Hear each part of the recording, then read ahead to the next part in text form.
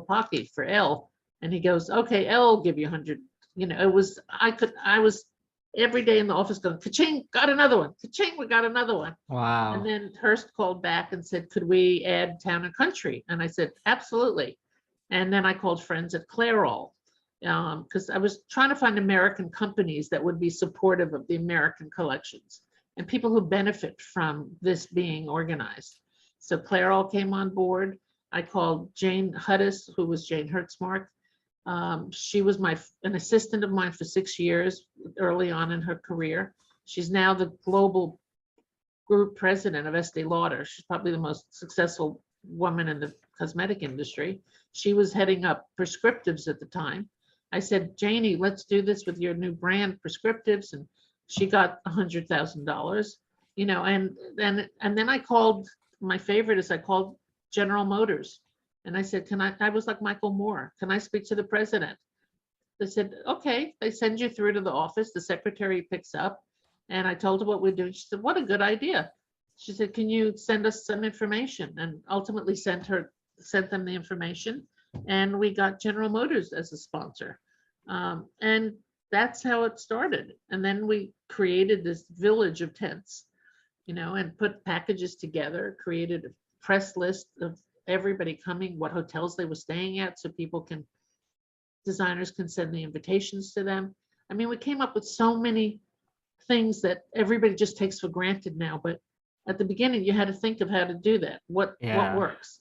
We had great bags that Carlos Falchi used to make for us, filled with sponsored products for all the editors and press who were coming in from out of town and all over the country. I mean, it was extraordinarily exciting.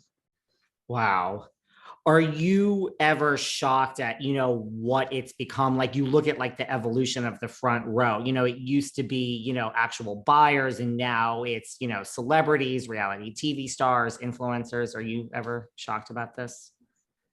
No, I'm not really shocked. I'm impressed by it.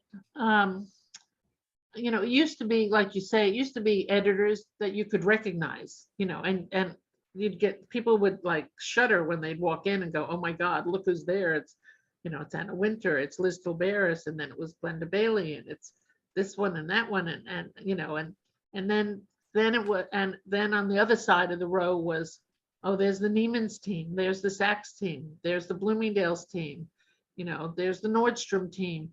It was just all the retail, and you recognized everybody. Now, I have no idea who most of them are, and there were always celebrities, who at that time at the beginning were friends of the designer.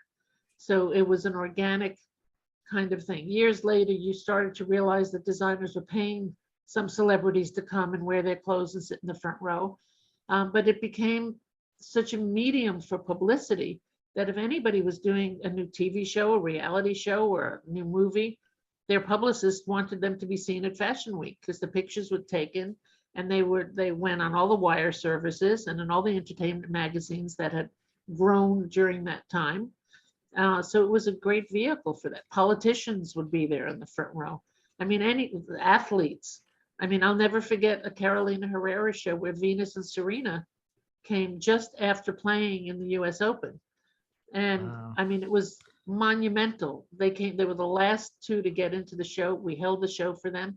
When they snuck in and walked into the venue before the show started, there was a standing ovation in the venue of 1,200 people. It was extraordinary. So there were really special moments like that with celebrities. Barbara Streisand being there for Donna Karan's early shows. It's extraordinary. And many of the housewives that you know so well were always coming to the shows. They were. I have a question about that in a second. I was also going to ask you, what do you think of like the relationship between like we mentioned Victoria Beckham, who's in this great book, and like a Mary Kate, like basically celebrities who like become designers. Like some have done it so well. Like, how do you feel about that? Like Kim Kardashian now with Skims. Well, I think some of them have really stepped up to the plate and done it brilliantly. I think Victoria Beckham really proved her mettle as a designer. I don't think people expected that of her at the beginning. And I remember there's a story where the first season she put out like 10 looks in a showroom. and Ken Downing, who was the fashion director at Neiman's, went to see them, and he called his team and said, "Don't walk, run and get to this showroom and buy this." I mean, and she's designing, and you feel her presence in the collection. Um, the Olsen girls, same thing. I think that they really evolved into loving fashion. You could see from the way they dress and look that they really have a point of view and a style, and that is conveyed through their collections, which are unbelievably successful and unbelievably expensive. Um, Kim Kardashian is another story entirely. I mean, I'm not sure that she's as much a designer as she is a marketer, and I don't think she's been sitting home trying to design body fashions, but people are, and she's the perfect vehicle to communicate that. Right. That makes a lot of sense. What about, you mentioned reality TV, like, you were on Project Runway again recently. You've been on America's Next Top Model. You were on the fashion show, the one season with, your good friend Isaac Mizrahi, and Kelly Rowland. And Kelly Rowland, when like Project Runway went to Lifetime with Harvey Weinstein. Like, talk to me about the fashion show with Isaac. Like, how did that come about and what was that experience like? That was so much fun. I really, really loved it. It's extraordinary how quickly they put a season together, though. You watch it over a course of almost a year, but all of it's done like in 2 weeks. It's like every other day, there's another episode being filmed. But I forget who called me, but it was the team from Bravo. And this was, as you said, Project Runway was busy renegotiating their contract with Bravo and wanting more money or whatever. And it was holding up the progress of the show. And that's when Harvey Weinstein was very much producer of it all, with Full Picture. And so there was all of a sudden an opening in the market for that kind of show. So they created quickly a show called The Fashion Show. Isaac, who's like the best entertainer and fun to be with, was the host with Kelly Rowland as the judge, and I was the third judge for the entire series. And then we would get a fourth judge in depending on the challenge. So, and I was very instrumental in getting those fourth person.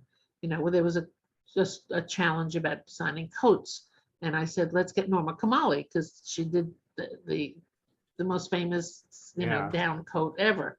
There was an episode about shoes, and we got George Malcolmus, who recently passed away, who was the president of Manolo Blahnik in America. There was another one where we got Narciso Rodriguez, and so we had a great group, and I really loved that. I mean, it's very much in my temperament to give advice and to help counsel and to want to encourage young designers to be their best. So that was a marvelous season to do that. Would you do any more reality TV? Like, can you envision some world in which you would be back on reality TV full time? It all depends on what the program is and what the subject is and how invasive it is in your life, because it seems like most of the shows are very invasive, and I wouldn't do a show that's wanting me to get involved and to argue with people and fight with people and, throw glasses and, tip tables over. That's not me. So in other words, if Andy Cohen calls, maybe you're not going to pursue the Real Housewives anytime soon, Fern. I don't think I fit into a Real Housewives. I don't have a big mansion to hang out in, and that $11 million apartment. It's crazy how those things have. I mean, it's reality, but is it real? I don't know. I don't know that that's really what people can relate to. I was going to say you have your house in Southampton, so that's a start.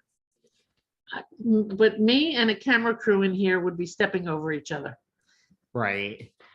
Well, speaking of Housewives and reality TV, there were certain shows that were permanent fixtures on the Real Housewives of New York in those early days, like Pamela Rowland and Jill Stewart. Like, I kind of hold those synonymous to the Real Housewives of New York. Like, how was it? Like, how did you accommodate like a filming crew when Bravo called and said, we want to come to these shows? Yeah, and Dennis Basso always had a lot of the girls there. Totally. You know, it honestly, we would register camera crews and film crews, but those kind of relationships were between designer and their media. So we function more as a hotel with lots of rooms